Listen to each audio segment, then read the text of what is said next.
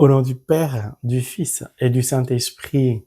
Amen. Que la paix et l'amour de notre Seigneur Jésus-Christ soient toujours avec nous, mes frères et mes sœurs dans la foi chrétienne. Je voudrais dire un grand merci à toutes ces personnes qui, à l'annonce de la naissance de Mary, notre fille, nous ont témoigné au travers de leurs messages, de leurs appels, de leurs gestes, de leurs intentions, de leurs prières, de leurs vœux, à l'endroit de Mary, notre fille, et de Marie, la mère de Mary, mon épouse, de leur amour.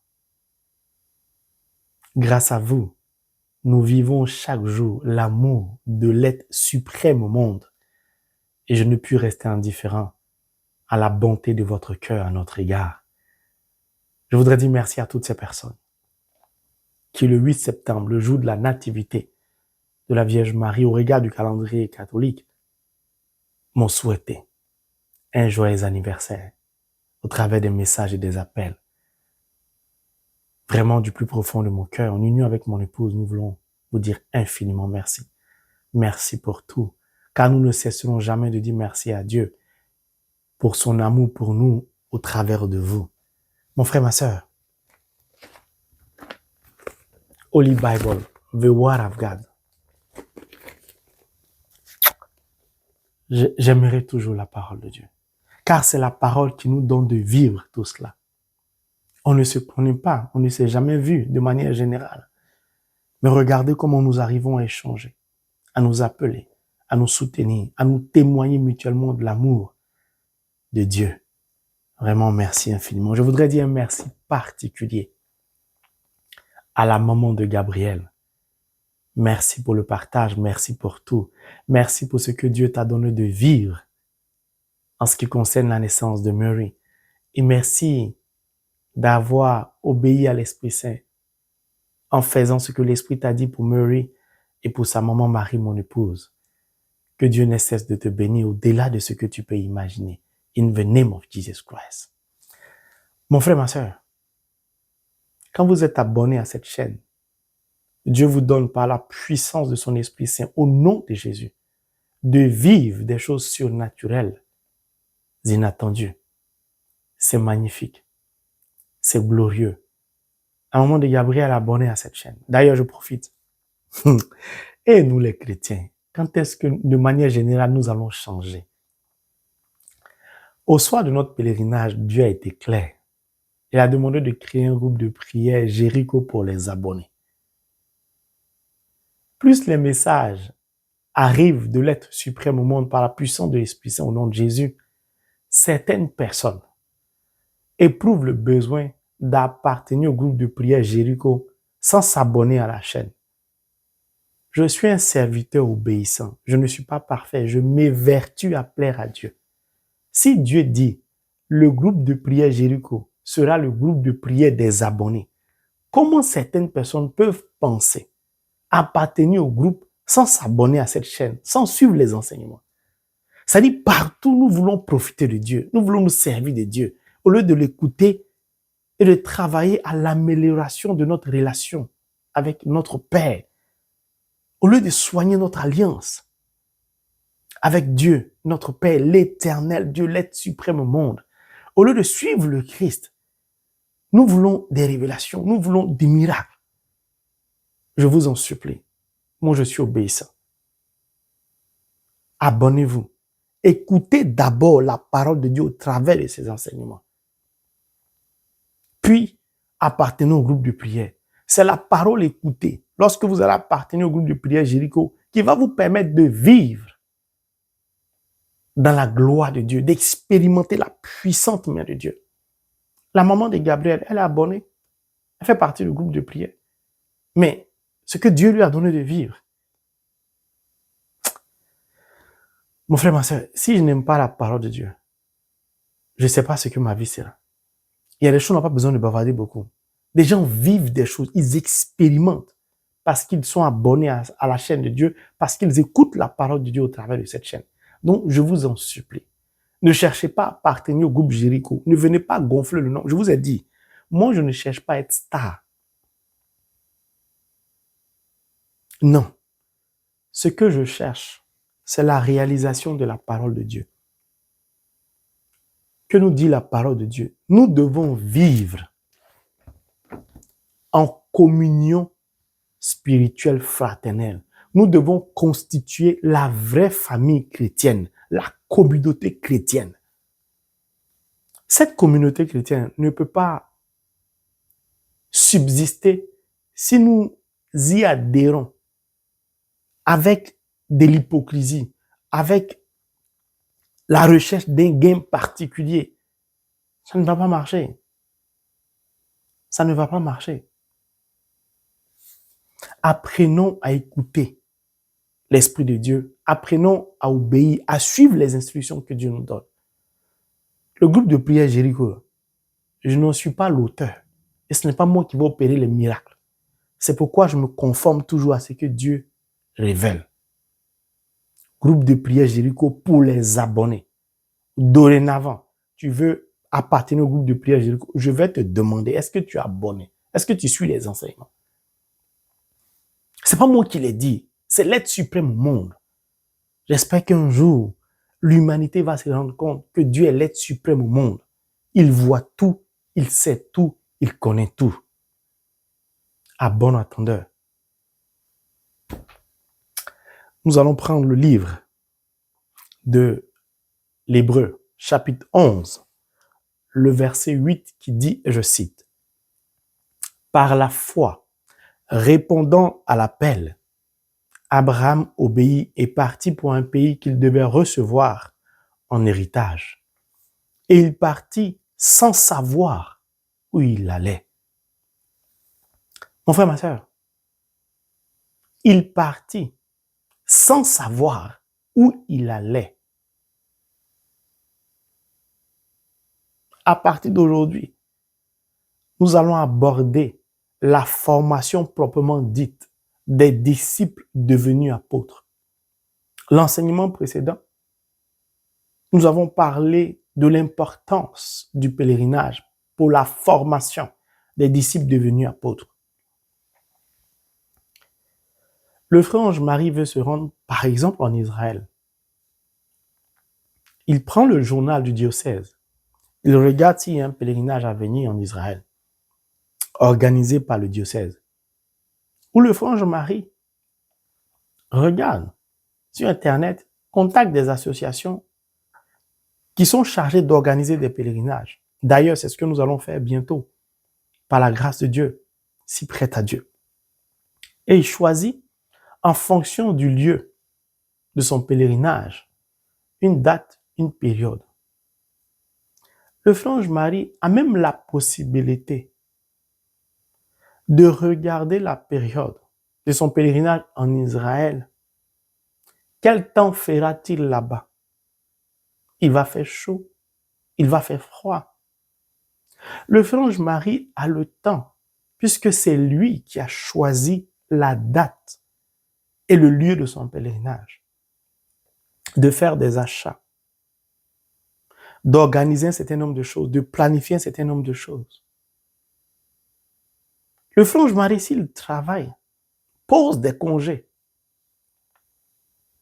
se prépare, assiste à des réunions, répare ses vêtements, remplit un formulaire de demande de visa pour se rendre en Israël, achète des parfums, ainsi de suite. Le jour J, il prend sa valise de 23 kilos, il se rend à l'aéroport avec le groupe ou le diocèse. Il se rend en Israël en avion. Il arrive. Soit il a payé pour avoir une chambre individuelle, c'est-à-dire il dort seul, ou 2 par chambre. Et des pauses. Le frère Ange-Marie va certainement manger au restaurant avec le groupe. Ils vont prendre des photos, ils vont visiter des endroits. Tout cela parce que le frère Ange-Marie sait tout d'avance.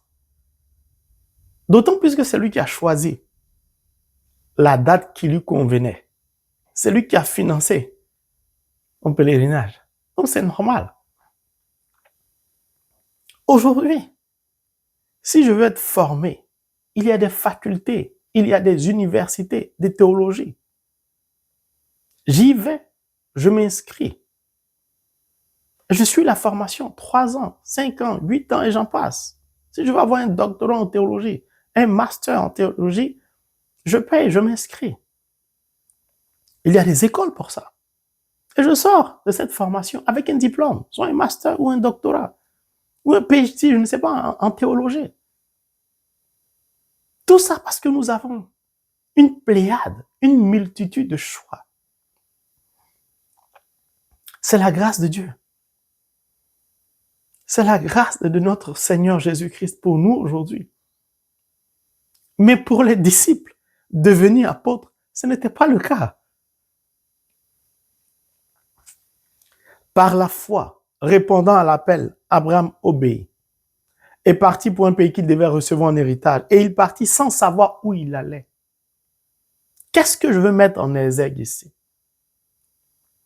C'est l'inconnu X. Ne pas savoir, ne pas comprendre, ne pas connaître. Et j'en passe. L'inconnu X fatigue beaucoup de chrétiens.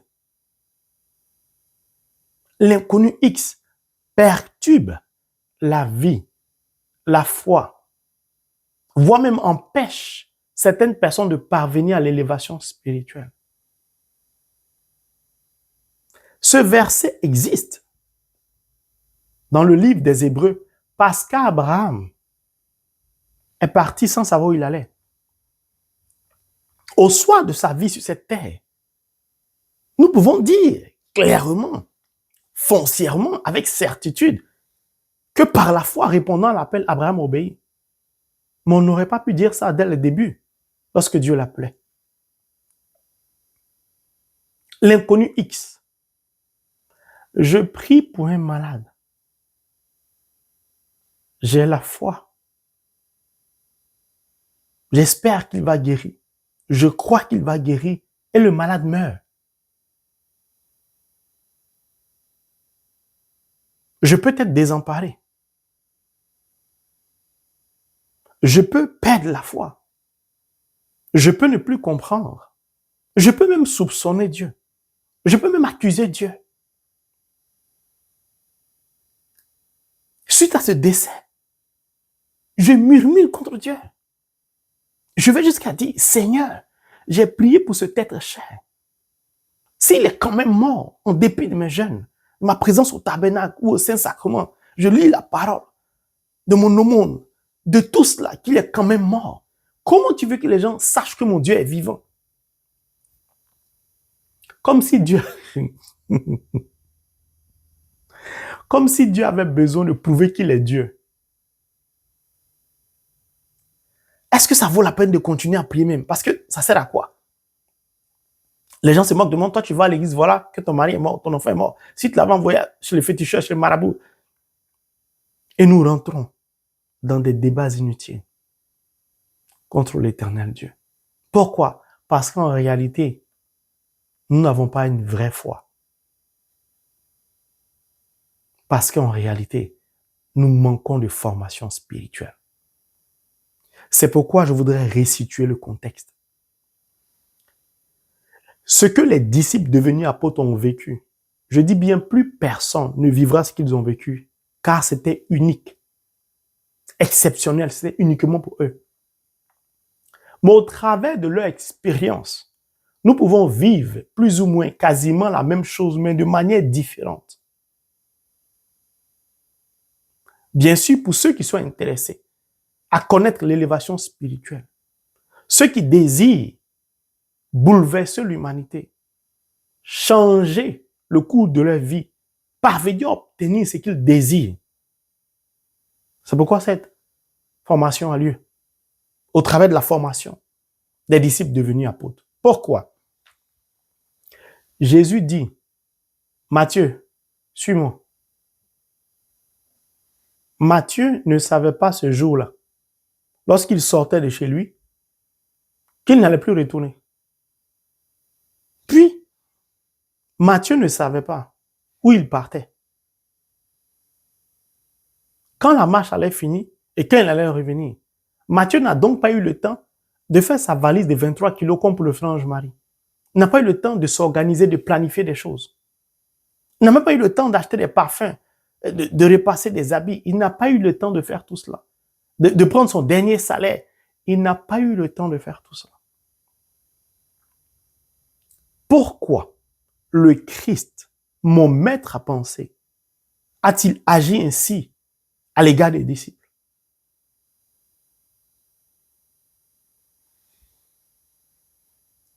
Simplement pour apprendre aux disciples, devenir apôtres, que lorsqu'on décide de suivre le Christ, de suivre le Verbe qui s'est fait chair, de suivre la parole vivante, de suivre l'Emmanuel, Dieu est avec nous, nous devons nous détacher de tout. Nous devons apprendre à vivre avec l'inconnu X. Nous devons être préparés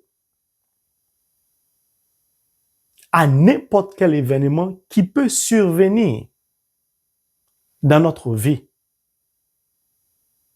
Nous ne devons pas laisser l'inconnu X freiner, entacher, bloquer notre vocation, empêcher le ministère de croître. Ça veut dire quoi? Que les disciples devaient comprendre qu'ils étaient des brebis. Une brebis ne parle pas. Elle n'a pas de mots à dire. Une brebis ne fait que suivre son berger. Le berger a donc entre ses mains la vie des brebis. Les brebis n'ont pas à s'inquiéter de ce qu'elles vont manger, car leur nourriture dépend du berger. Leur dortoir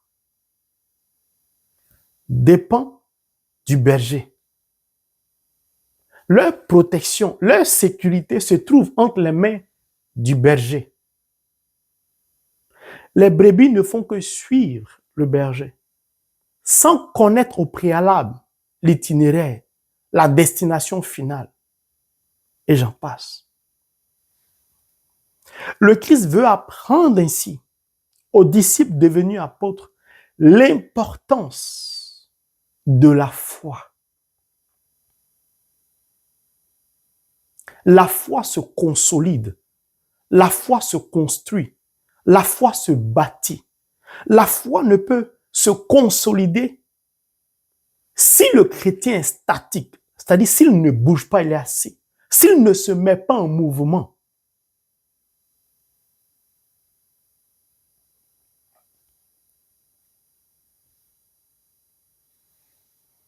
Ça veut dire qu'au départ, les disciples n'avaient pas de foi. Ils ont donc suivi le Christ sans avoir une foi solide. Ils avaient donc certainement des doutes, des questionnements. Ils se posaient beaucoup de questions. Ils cherchaient à comprendre. Ils cherchaient à savoir. Mais cela ne les empêchait pas d'avancer quand même avec le Christ. Car lorsqu'on n'a pas la foi, on doute, on se pose des questions, on murmure, on soupçonne Dieu. C'est cela que le Christ voulait briser en eux, voulait les emmener à sortir de ce chemin, à entrer pleinement dans la confiance absolue en lui. D'autant plus que lui, le Christ, il connaissait le parcours, les différents endroits, comment les nourrir, comment les protéger. Il savait tout. Je recommence. Jésus-Christ, mon maître à penser, savait tout. Mais il ne leur a rien dit. Il leur parlait au fur et à mesure qu'ils avançaient au travers du pèlerinage. Ça en dit long pour ceux qui aiment la parole de Dieu. Le Christ a dit quoi? Le Père m'a envoyé. Je dis ce que le Père m'a enseigné. Je ne fais rien de moi-même. Donc, il savait clairement. Puisqu'il avait le nom des disciples qu'il devait choisir. Le Père lui a communiqué cela. Il avait donc pour mission de veiller, de nourrir, de protéger, de sécuriser ce que le Père lui a confié. Mais le Christ n'a pas parlé. Il a dit, Matthieu, suis-moi. Pierre, suis-moi. Mon frère, ma soeur, tu dois comprendre que la vie spirituelle, ce n'est pas de la magie. On n'y entre pas au hasard. Je recommence. Il n'y a pas de hasard dans la vie spirituelle. C'est un parcours. On ne parvient pas à l'élévation spirituelle du jour au lendemain. Il y a des codes, il y a des lois surnaturelles. Il y a des messages profonds. Regardez l'attitude du berger. Regardez l'attitude du rabboni. Il a toute cette connaissance, mais il ne se précipite pas pour parler. Il invite les disciples devenus apôtres à lui faire entièrement confiance. Au fur et à mesure qu'ils avanceront au travers du pèlerinage, ils vont découvrir un certain nombre de choses de par eux-mêmes. C'est ce qui va leur permettre de consolider leur foi, d'avoir une expérience. Le Christ veut en même temps les préparer, les former en ce qui concerne la patience. J'ai pris l'exemple de quelqu'un qui est pris pour un malade. Quand on a la foi et qu'on prie pour un malade, on est certain que le malade va guérir. Parce qu'on a la foi. Et les disciples auront besoin de la foi. Tout au long de leur pèlerinage, ils seront confrontés à des difficultés. Ils vont s'apercevoir de la faiblesse de leur foi. Je prie pour le malade. Le malade meurt. Je dois comprendre que mon devoir en tant que disciple, apôtre, en tant que chrétien, est de prier pour le malade. La guérison du malade, le miracle dans la vie du malade ne m'incombe plus, ne dépend plus de moi, mais de l'être suprême au monde. Il est souverain sur tout, en tout et partout. Le disciple qui comprend ça ne sera plus frustré parce qu'il sait que ce n'est pas lui qui agit. Lorsqu'il va devenir apôtre, il va prier pour un malade. Le malade va guérir. Pourquoi? Parce qu'il sait que c'est le Christ qui vit en lui, qui opère les miracles, et non lui, le disciple devenu apôtre. Lorsque le frère Ange-Marie accueille la parole de Dieu, lorsque le frère Ange-Marie conforme sa vie à la parole de Dieu, lorsque le frère Ange-Marie, au travers de l'Eucharistie, demeure en Jésus et que Jésus demeure en lui, lorsque le frère Ange-Marie laisse vivre le Christ au travers de son être, lorsque le frère Ange-Marie laisse la parole écraser son être, sa présence, lorsque le frère Ange-Marie laisse la parole circuler dans ses artères à la place du sang, le frère Ange-Marie peut dire à la suite de Paul, ce n'est plus moi qui vis, c'est le Christ qui vit en moi. Or, si le Christ vit en moi, aucune maladie ne peut résister au Christ. Ça veut dire dans la vie spirituelle, en ce qui concerne la foi, il y a des niveaux. À un certain degré de foi, rien ne nous est impossible. Je dis bien rien. Un mort ressuscite, un aveugle voit. Je dis rien. Et vous verrez cela lors de cette formation, au soir de cette formation. Vous allez voir ce que les disciples devenus apôtres ont pu réaliser. Donc le problème, c'est la foi. Est-ce que nous acceptons de suivre le Christ, de faire confiance au Christ, de laisser la parole nous guider, nous conduire, nous éclairer? Est-ce que nous acceptons de laisser la parole de Dieu, the word of God, opérer en nous toutes les transformations nécessaires en vue de la consolidation de notre foi, afin que par notre foi, la parole qui habite en nous puisse s'exprimer? Ma parole est esprit. C'est-à-dire, c'est une manière de dire, la parole que nous avons accueillie en nous, l'esprit qui vit en nous, c'est l'esprit qui va se mouvoir. Il n'attend que ça.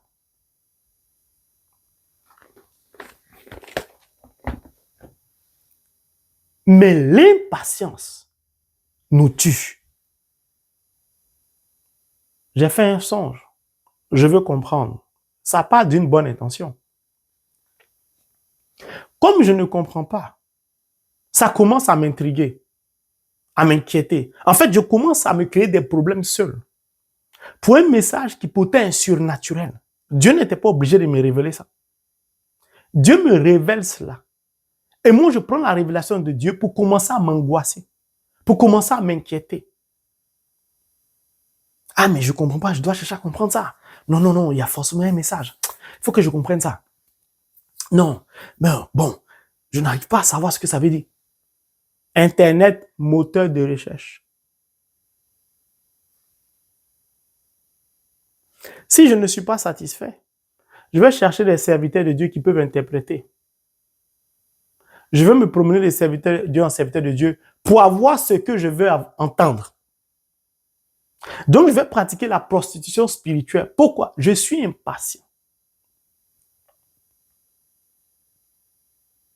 Mon impatience m'empêche de laisser le Saint-Esprit m'expliquer ce que je n'ai pas compris. Car lorsqu'on a été formé par Rabouni, par la parole de Dieu, on est patient. Si Dieu désire me parler, il va me parler. S'il me révèle quelque chose que je n'ai pas compris, il sait que je n'ai pas compris. S'il veut que je comprenne, il va me l'expliquer. S'il veut que je me rende vers quelqu'un, il va m'indiquer le serviteur qui va m'interpréter. Mais tout va dépendre de mon comportement. Nous sommes beaucoup à être chrétiens, mais nous sommes combien à être formés? 3 ans de catéchèse, qu'est-ce qu'il en ressort après? Regardez l'état de l'humanité. On veut tout comprendre, on veut tout savoir. Nous sommes impatients. Maintenant, quand on sait, ça change quoi? Ah, je me sens soulagé.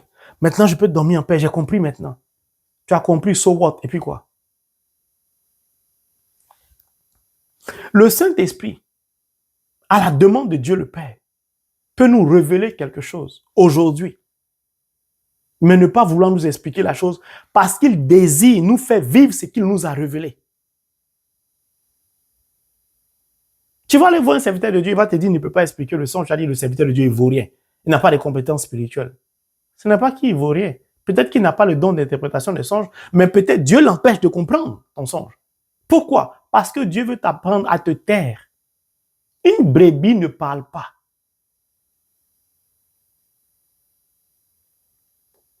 Pour suivre le Christ, les disciples ne connaissaient pas bien le Christ.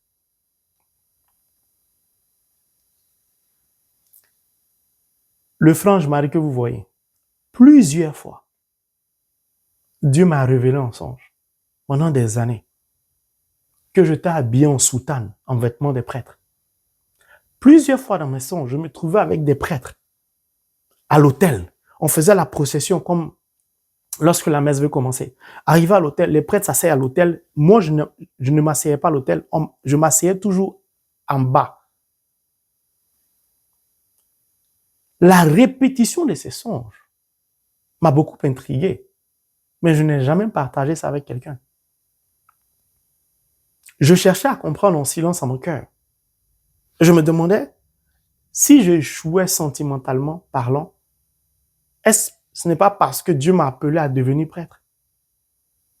Je me posais des questions. Mais tout se passait où? À l'intérieur de moi, comme qui? Ma marine spirituelle. L'Immaculée Conception. Ce songe se répétait. Je suis toujours avec des prêtres en soutane, mais ma soutane est différente de celle des prêtres.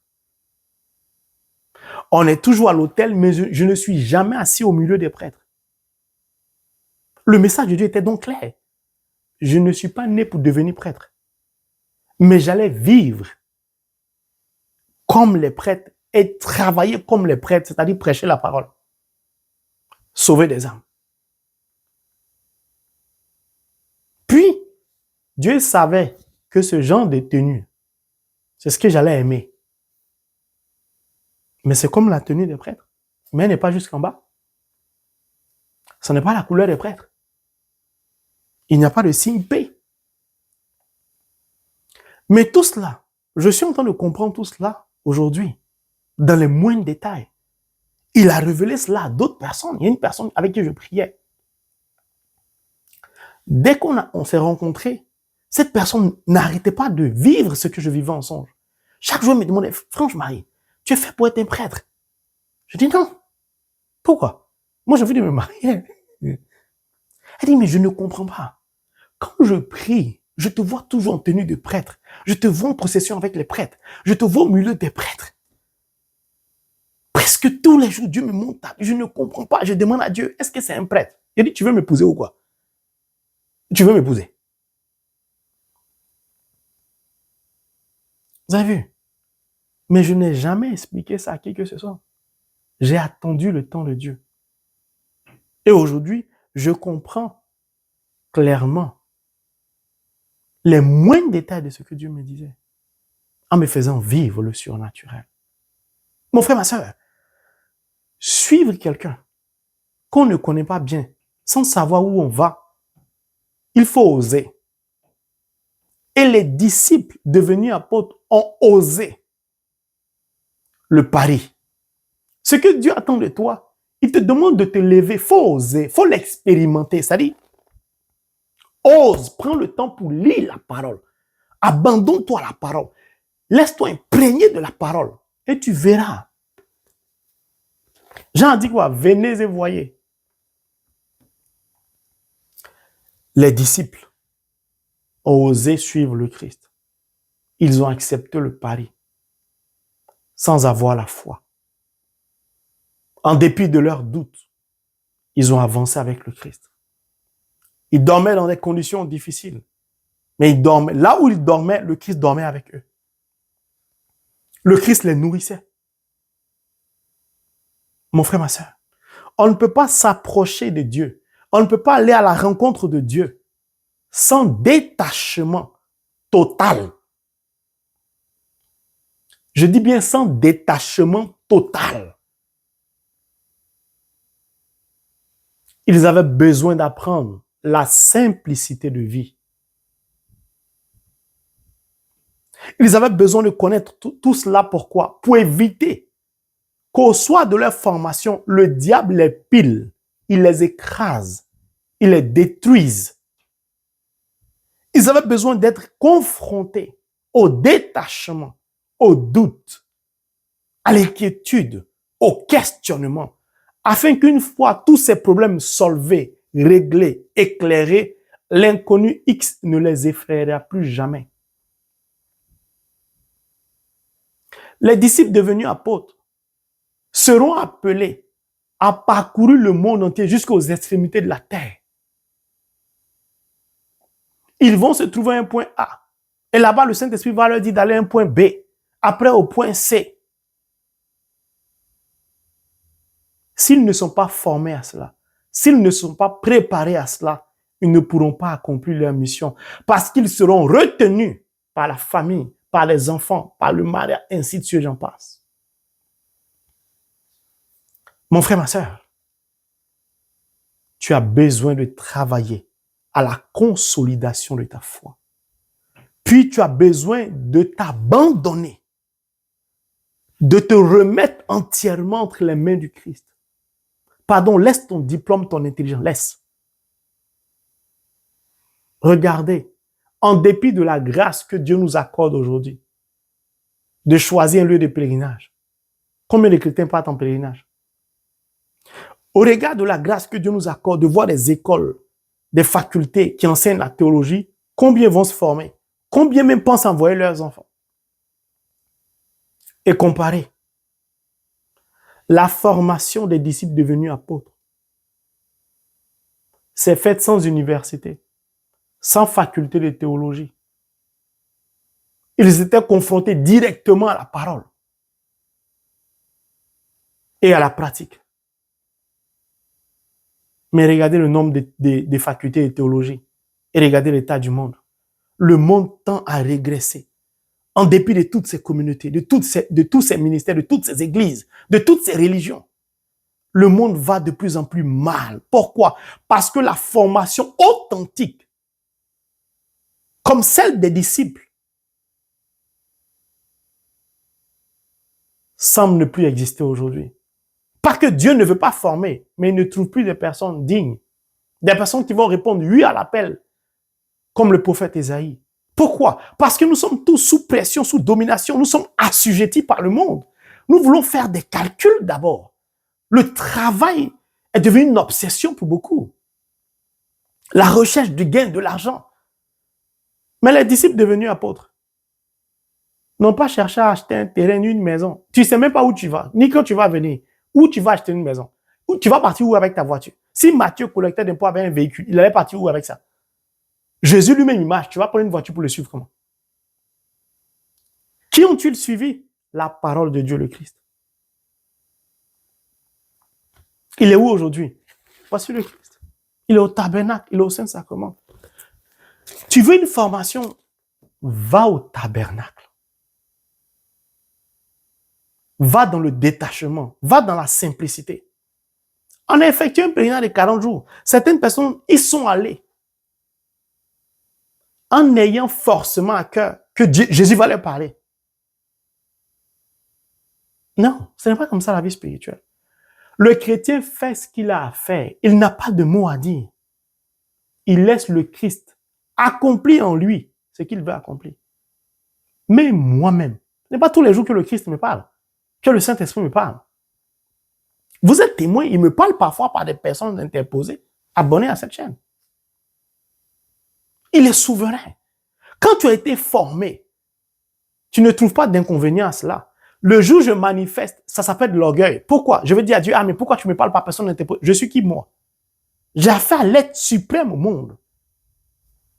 Les disciples avaient besoin donc d'être brisés. Ils avaient besoin que le Christ enlève le doute en eux. Leurs questions, d'ailleurs, jusqu'au jour d'aujourd'hui, ils n'ont pas eu la réponse à toutes leurs questions. Tu commences à lire la Bible un peu. Comme tu ne comprends pas, tu es découragé, tu butes, tu arrêtes. Non. La vie spirituelle, ce n'est pas comme ça. Non. Mon frère, ma soeur, c'est cet enseignement que j'ai voulu partager avec vous. Que nous puissions méditer en profondeur.